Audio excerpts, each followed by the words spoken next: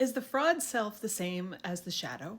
Hi, I'm Nancy, and I help women reconnect with their lost creative spark so they can get unstuck and gain more energy. So if that sounds good to you, like and follow. I got this comment on my post yesterday about my mentor Rachel Pollack's comment about why worry about authenticity when you could learn so much from the fraud self. And I think this is really interesting because it says, and so we learn as much from the shadow as from the light. And I think generally speaking that's true. It's a good thing to think about your shadow. That's why shadow work has been so popular in the last couple of years. And yet I'm not sure that the fraud self is the same thing as the shadow. It's covering something up.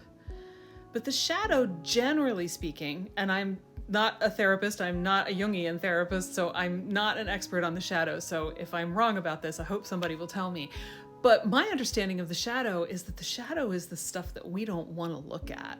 And therefore, often it's stuff that we have managed to stuff so far down in our unconscious that we don't even know that it's there, which is why it's dangerous, because it will come out in other ways that we don't recognize. We don't know where it's coming from. And so when we may even think that all of that is normal.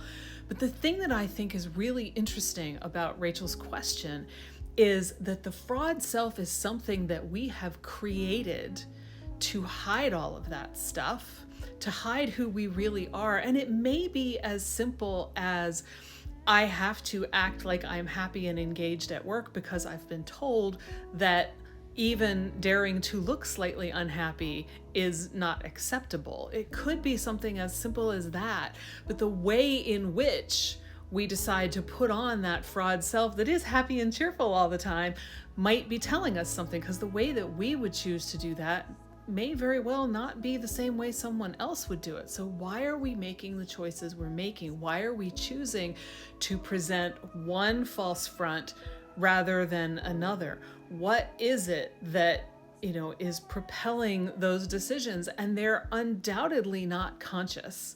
I don't think in that situation, most of us would say, well, I could act like this or I could act like that, and I have to pick something. I think we just do it. We do it in the moment. And those choices, spontaneous in the moment, are still trying to tell us something. So looking at those choices is probably at least as valuable as looking at the stuff that we're trying to bury in the first place, which the shadow is a fabulous source of creative inspiration. And there's no reason not to use it that way as long as you can do it safely. If you need a therapist, do that.